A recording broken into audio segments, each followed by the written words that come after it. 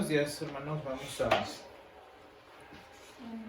Vamos a continuar en esta mañana con el estudio la escuela dominical, que estamos llevando, este nuevo plan de aprendizaje. Y vamos a tener nuestra Biblia allí. Ya leímos ahorita Hebreos. Vamos a tenerla también abierta en muchos otros pasajes que voy a ir mencionando. Pero el asunto es que vayamos estudiando y vayamos aprendiendo lo que la palabra de Dios, por el tema en el que estamos discutiendo, dice de sí misma. Y bueno, hermanos, en Hebreos 1, que es un pasaje muy importante para entender la totalidad de la palabra de Dios, vemos cómo el escritor, posiblemente San Apolos o el apóstol San Pablo quizás, nos dicen una cosa muy importante. Ellos afirman algo que para el momento en el que sucede,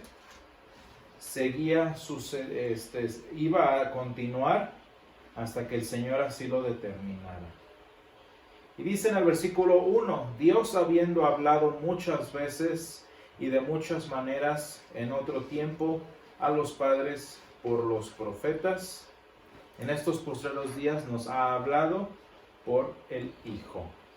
Y bueno, escogí este pasaje porque el tema que vamos a estar hablando entonces ahora, a partir de las siguientes semanas, en las que cubramos el primer adjetivo que nos hace una iglesia conservadora, vamos a estar estudiando obviamente lo que nos hace conservadores, obviamente lo que en primer lugar nos hace cristianos, más que nada, que es en este caso nuestro conocimiento y nuestro entendimiento de la palabra de Dios, específicamente de la palabra de Dios. Y les voy a leer un fragmento de lo que tenemos nosotros escrito en nuestros principios fundamentales como congregación. Y les voy a leer el punto número 1 para que vean por qué es lo más importante. Dice el punto número 1 de la primera parte, y le voy a pedir a alguien que busque Deuteronomio 4 del 1 al 2. Dice: ahora pues, oh Israel, oye los estatutos y decretos que yo os enseño, para que los ejecutéis y viváis y entréis y poseáis la tierra que Jehová, el Dios de vuestros padres, da. No añadiréis a la palabra que yo os mando, ni disminuiréis de ella, para que guardéis los mandamientos de Jehová vuestro Dios que yo os ordeno. Ahora Josué 1 del 7 al 8. Solamente esfuérzate y sé muy valiente para cuidar de hacer conforme a toda ley que mi siervo Moisés te mandó. No te apartes de ella ni a diestra ni a siniestra, para que seas prosperado en todas las cosas que emprendes. Nunca se apartará de tu boca este libro de la ley, sino que de día y de noche meditarás en él, para que guardes y hagas conforme a todo lo que en él está escrito, porque entonces harás prosperar tu camino y todo te saldrá bien. Segunda de Timoteo 3:16. Toda la escritura es inspirada por Dios y útil para enseñar, para redarguir, para corregir, para instruir en justicia. Y siguiente era Santiago 1:25. Mas el que mira atentamente en la perfecta ley, la libertad, y persevera en ella, no siendo oidor olvidadizo, sino hacedor de la obra, este será bienaventurado en lo que hace. Muy bien. Y finalmente alguien encontró Apocalipsis 22 del 18 al 19. Es prácticamente la referencia de Deuteronomio 4. 22 al 11. 22 del 18 al 19. Dice: yo testifico a todo aquel que oye las palabras de la profecía de este libro. Si alguno añadiere a estas cosas, Dios traerá sobre él las plagas que están escritas en este libro. Y si alguno quitare de las palabras del libro de esta profecía, Dios quitará su parte del libro de la vida y de la santa ciudad y de las cosas que están escritas en este libro. Bueno, si ustedes se fijan desde estos pasajes que acabamos de leer, todos nos refieren a ser fieles y ser firmes a la palabra de Dios, y nos enseñan una cosa muy importante, que la palabra de Dios no es cualquier cosa, no es un detallito, no es parte de lo que la iglesia hace, no es, digamos, una práctica de la iglesia. La palabra de Dios no es un juego. Y si ustedes se fijan, por lo menos en Deuteronomio y en Josué, vean cómo la palabra de Dios es indispensable para el futuro y para el sostenimiento del pueblo de Dios, en este caso de Josué y del pueblo de Israel que iba a entrar a la tierra prometida. Muy bien, entonces leemos ahora el Salmo 19:7. Dice: la ley de Jehová es perfecta, que convierte el alma. El testimonio de Jehová es fiel, que hace sabio al sencillo. Fíjense, estamos hablando allí de que la palabra de Dios es perfecta y que hace entender, ¿verdad? Segunda de Pedro 1:21, que dice: Porque nunca la profecía fue traída por voluntad humana, sino que los santos hombres de Dios hablaron siendo inspirados por el Espíritu Santo. Fíjense cómo ese pasaje nos habla que no es un libro humano, que no es literatura cristiana, como podríamos decirle, no es literatura cristiana la palabra de Dios. Estos libros que ven ustedes aquí, esto sí es literatura cristiana, pero la palabra de Dios no. Y principalmente decimos que la palabra de Dios no es literatura cristiana, no es ni hechura humana, porque dice: los santos, los hombres de Dios, hablaron siendo inspirados por el Espíritu Santo. Dice entonces el primer principio fundamental de nuestra doctrina: aceptamos y creemos en la Santa Biblia como la completa palabra de Dios, escrita y preservada para nosotros por el Espíritu Santo, para nuestra salvación e instrucción. Dice: aceptamos y creemos. Y dice el punto número 2: testificamos que la Biblia es nuestra única fuente infalible de revelación de Dios a nosotros hombres. Sostenemos que la Biblia, como un todo y en todas sus partes, es en toda circunstancia la palabra de Dios, sin importar la actitud humana hacia ella. Eso es lo que dice el principio. Eso es lo que decimos nosotros al respecto de. Pero ahora, ¿qué dice la palabra respecto de sí misma? Bueno, ya hemos leído estos pasajes en donde la Escritura habla de sus propias cualidades. Entonces, vamos a tener en primer lugar abierto allí el pasaje que leímos del Salmo 19:7. Y vamos a analizar, pero antes de analizar el Salmo 19:7, vamos a leer Hebreos 1:12 otra vez, que es lo que leímos al inicio de la escuela dominical. Dice: Dios, habiendo hablado muchas veces y de muchas maneras, en otro tiempo a los padres por los profetas, en estos postreros días nos ha hablado por el Hijo. Fíjense bien, ¿qué nos está enseñando este versículo de la palabra? El primer principio que nos enseña este versículo es que Dios habla. Dios habla. Dios se comunica. Dios es un Dios de diálogo, de comunicación.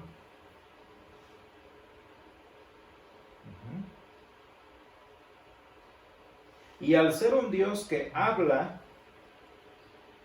también aprendemos que es un Dios que comunica cosas, que enseña cosas, según le parece.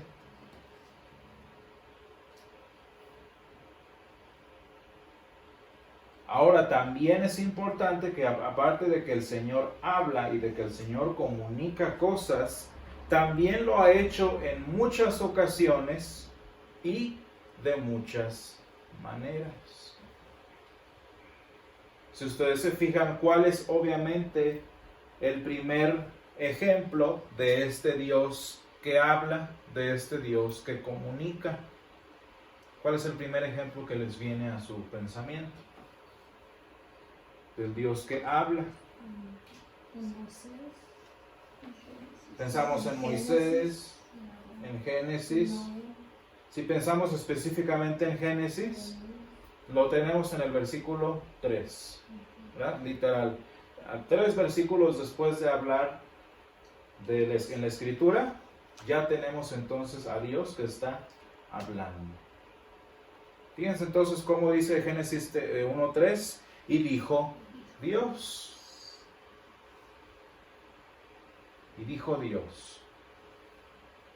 Si ustedes se fijan allí, que esa sería la primera vez, según aquí dice muchas veces, esa sería la primera vez. Fíjense cómo Dios habla, Dios se comunica, pero aparte de comunicarse, aparte de hablar, de escucharse, el Señor comunica cosas. ¿Y qué son esas cosas que comunica? Fíjense, nosotros cuando hablamos, nosotros, por ejemplo, estudiando el proceso de comunicación, el proceso de comunicación dice que el emisor habla, el receptor recibe, pero ¿qué es lo que se comunica de un lado a otro? En el caso de nosotros se le conoce como información. Yo, emisor, emito información y el receptor recibe información. Pero si ustedes se fijan, aquí el versículo dice muchas veces y de muchas maneras. Porque si ustedes se dan cuenta, obviamente el Señor emite información, pero ¿qué es lo que su palabra emite además de información en aquel versículo que dice, y dijo Dios? No sé si nos damos cuenta que el Señor cuando habla, no nada más informa, sino que crea. El Señor crea, sus palabras crean. Dice en Génesis 1:3, como lo hemos estudiado desde el hebreo, ahora en el estudio bíblico. Y dijo Dios, sea la luz, y el hebreo dice, y la luz fue, punto. Fíjense cómo el Señor, aparte de que ya sabemos que habla, de que ya sabemos que comunica información, no nada más comunica información, sino que lo que ordena, se hace. El Señor entonces, aparte de información, habla a creación. ¿Se acuerdan que leíamos desde el hebreo que dice, en el principio creó Dios los cielos y la tierra? Pero decíamos que ese creó no es otra creación, sino el crear desde la nada. Fíjense cómo nuestra palabra, nuestras voces, lo que nosotros producimos desde nuestra boca, tiene el poder informativo. Y si ustedes se fijan, el poder informativo no hace otra cosa más que transformar hechos en palabras, ¿no? Más que transformar realidades, eventos, historia, en información. Nuestra boca, nuestra voz tiene el poder informativo. Y ya, pero eso es todo, no podemos hacer más. Por ejemplo, la comunidad científica, cuando emite reportes, cuando emite descubrimientos, etcétera, etcétera, es eso principalmente, es el poder informativo que tiene el hombre. Porque la palabra científica no crea hechos científicos, los afirma. Los filósofos, cuando hablan su pensamiento, igualmente informan, porque la palabra filosófica simplemente analiza y estudia lo que es. Pero la filosofía tampoco crea nada. Por el contrario, decíamos nosotros, la palabra bara que usa el Señor en Génesis 1:1, esa es la única palabra, la palabra creación que únicamente se le aplica a nuestro Dios.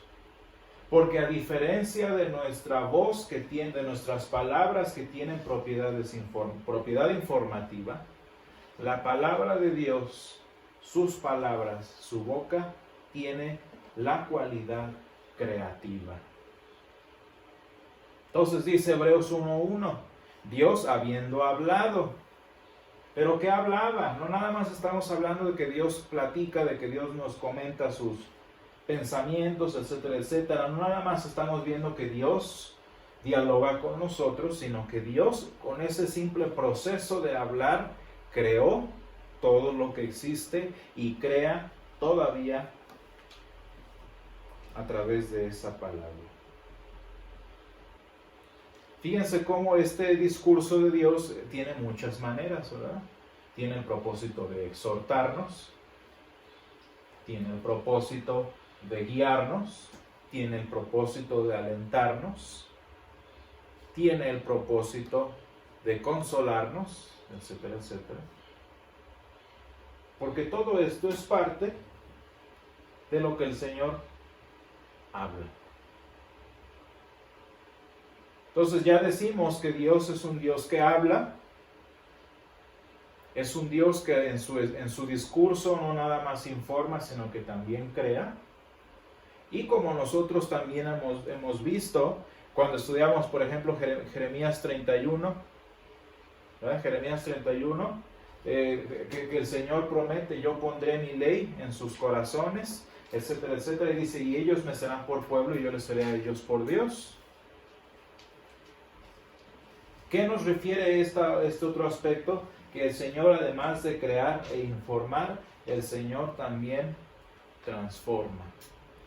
La palabra de Dios, aparte de simplemente crear, que muy simple que ha de ser, y de informar, que muy simple que ha de ser lo que el Señor nos informa, el Señor también transforma. ¿Y qué es transformar? Simplemente el poder de restaurar. Que lo que se había roto sea corregido. Y bueno, entonces, esos son algunas cosas, algunos detalles que estamos hablando de la palabra de Dios en general. Ahora, como cualquier proceso de comunicación, lo que el Señor habla, alguien lo recibe. Decíamos, por ejemplo, en el caso de Génesis, ¿quién recibió la palabra de Dios? La existencia. Dios dice, se hace. Sea, es. Sea, es. Sea, es. Pero fíjense a qué nos está hablando en particular el libro de Hebreos. ¿A qué se refiere aquí San Apolos? Dice, de muchas maneras en otro tiempo, a los padres. ¿Y por qué usa esta palabra el autor a los hebreos? Fíjense el contexto de este libro. Está hablando, es un libro de evangelización a los judíos. El campo misionero más difícil que ha tenido la iglesia. ¿Y a qué se refiere este pasaje de a nuestros padres? ¿A quién se refiere el autor a los hebreos? Pues obviamente aquí el autor está invitando al lector a que se acuerde de Abraham, de Moisés, etcétera, etcétera. Lo que nos dice que en esta manera Dios tiene un discurso que Él anhela que los suyos escuchen. Sí, la creación lo escucha, los mares, la tormenta escuchó la voz del Señor cuando la calmó y todo, pero el propósito de que el Señor hable es para nuestra edificación. Cuando estudiábamos Génesis, aprendíamos nosotros que la razón por la que el Señor hizo el universo, hizo planetas, hizo las leyes de la física como existen, hizo las leyes de la biología como existen, todo eso el Señor lo creó para nuestro bien. ¿Verdad? Todo lo que el Señor dijo durante la creación fue para que nosotros, como seres humanos, viviéramos gozosos en esa creación. De tal manera que igualmente todo lo que el Señor dice en su palabra, todo lo que el Señor informa, crea y transforma, es para su pueblo. Y por eso el libro de los Hebreos habla de que el Señor dialoga con su pueblo.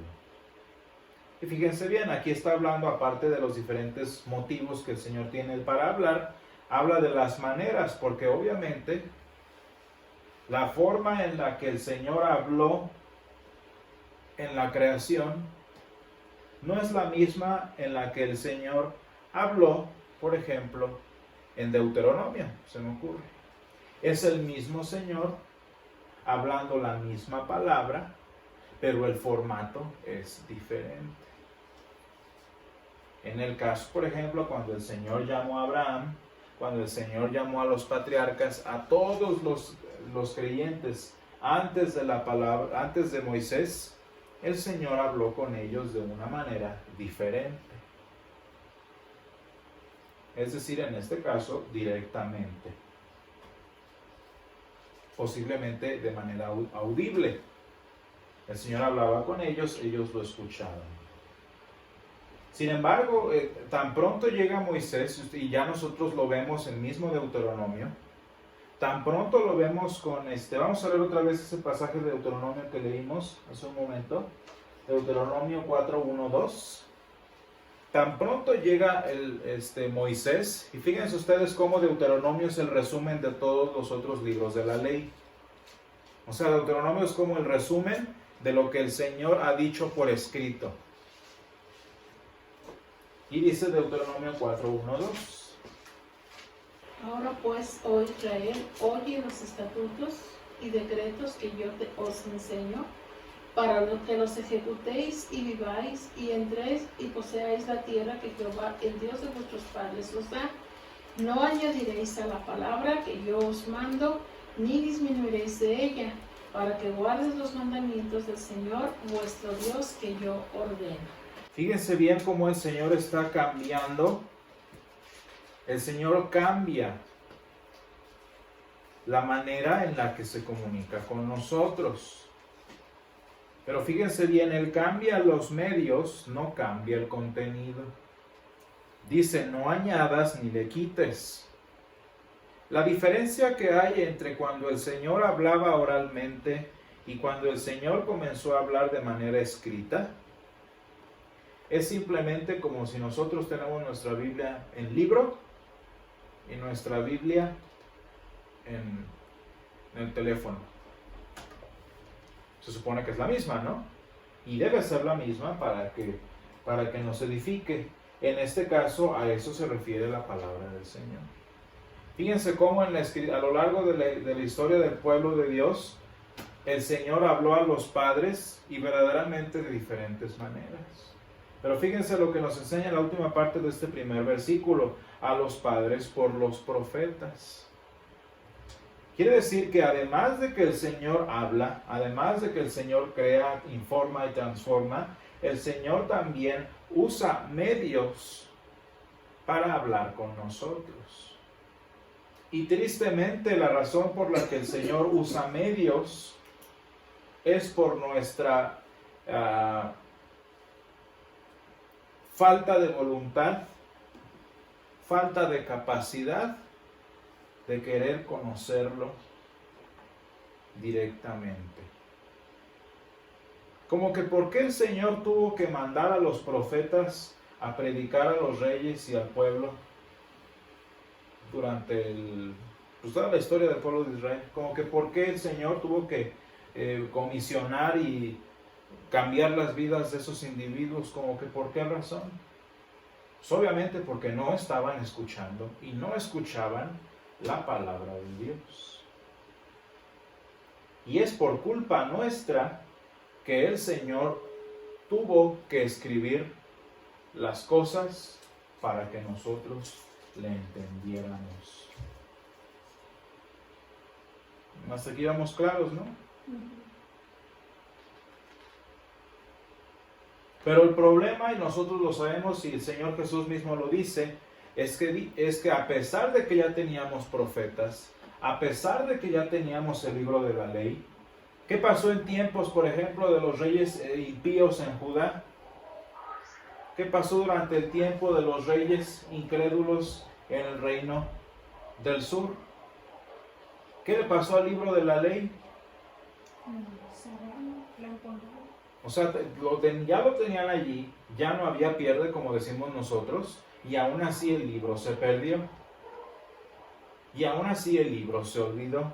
Bueno, entonces el Señor les manda a los profetas.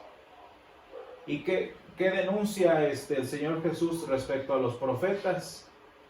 Dice que matáis a vuestros profetas. ¿Por qué? Porque a pesar de que tenían allí quien enseñara, a pesar de que tenían allí quien informara, todavía la gente seguía matándolos. ¿Se fijan cómo el formato no importa? Porque al final de cuentas nosotros terminamos olvidándonos de la palabra de Dios.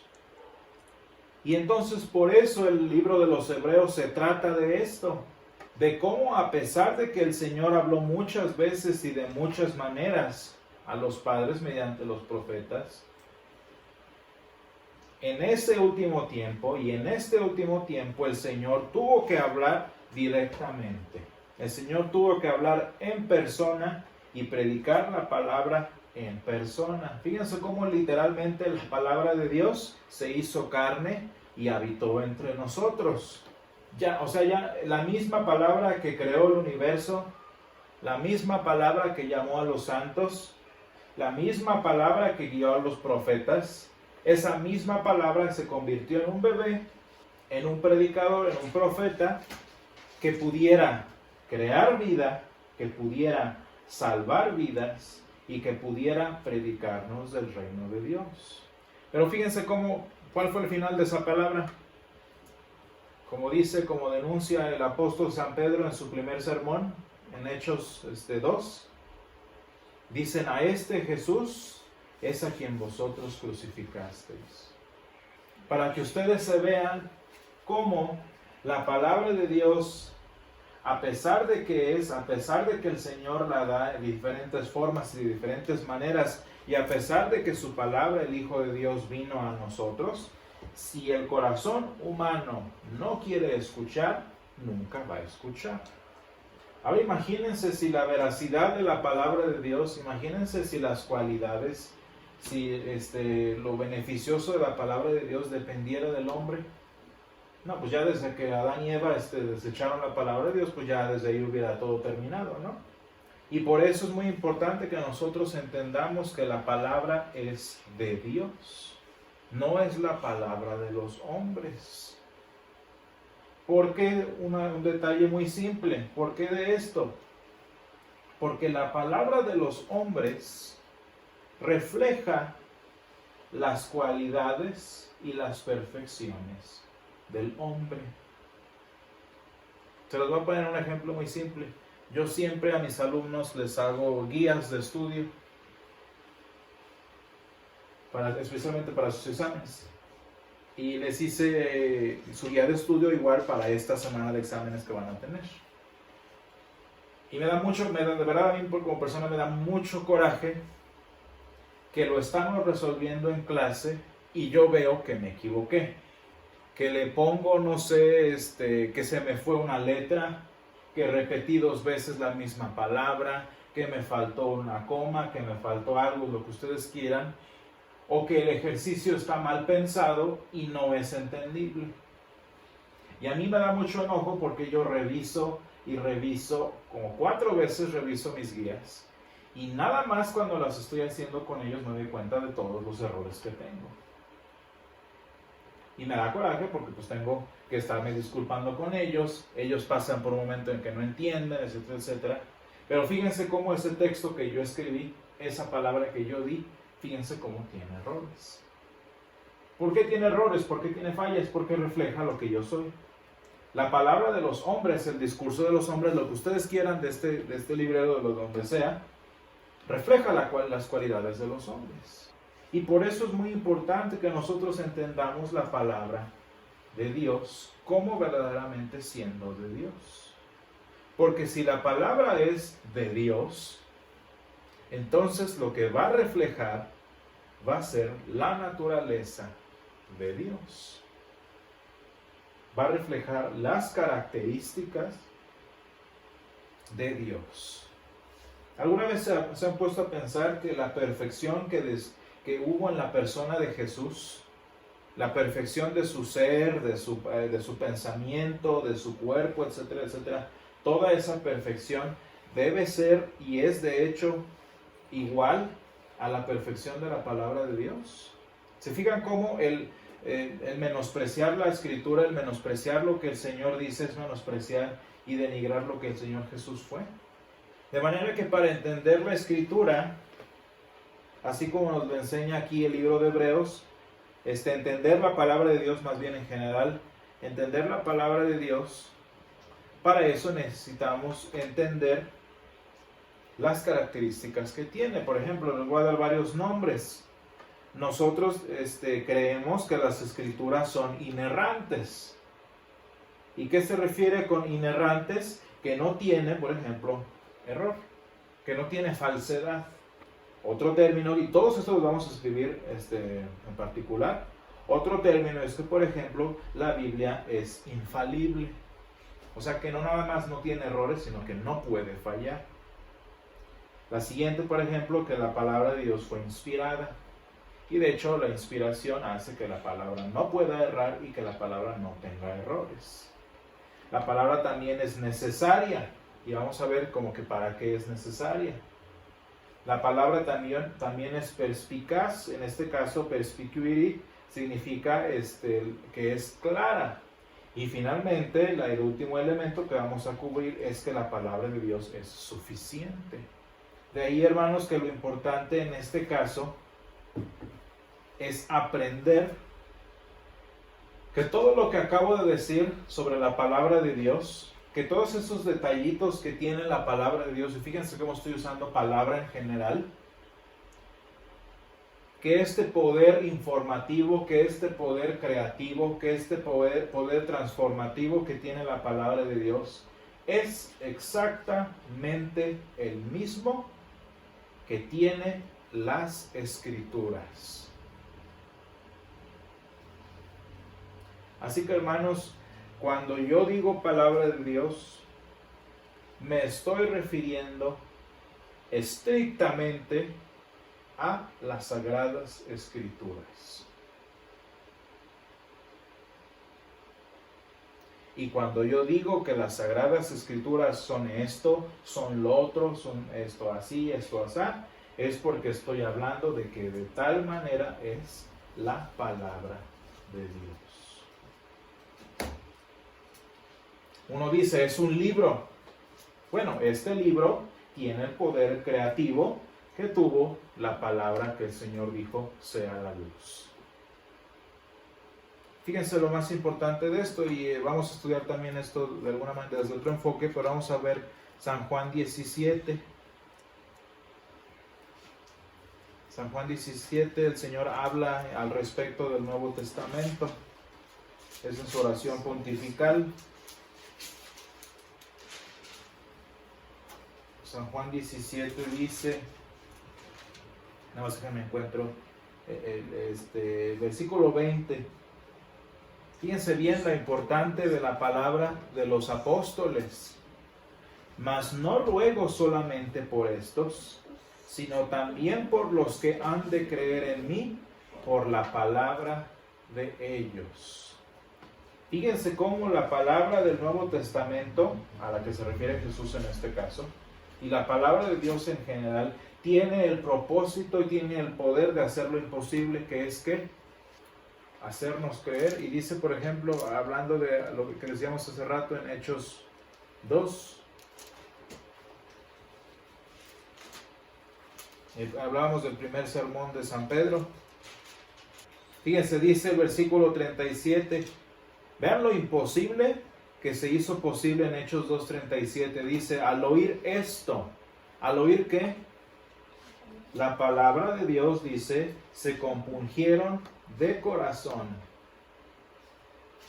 y dijeron a Pedro y a los otros apóstoles, varones hermanos, ¿qué haremos? Y dice el apóstol San Pedro, arrepentíos y bautícese cada uno de vosotros en el nombre de Jesucristo para perdón de pecados y recibiréis el don del Espíritu Santo.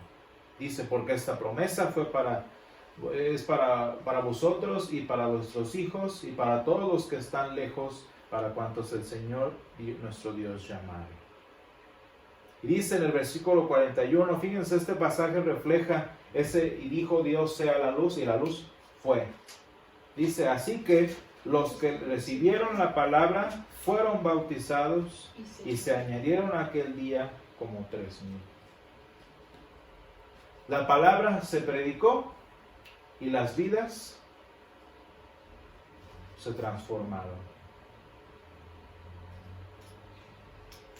La palabra de Dios dice y lo que dice es. Bueno, entonces vamos a tener este pensamiento en nuestra vida, en particular nuestro entendimiento de la Escritura, y vamos a ir analizando poco a poco cada uno de estos principios que en este caso hemos ido analizando.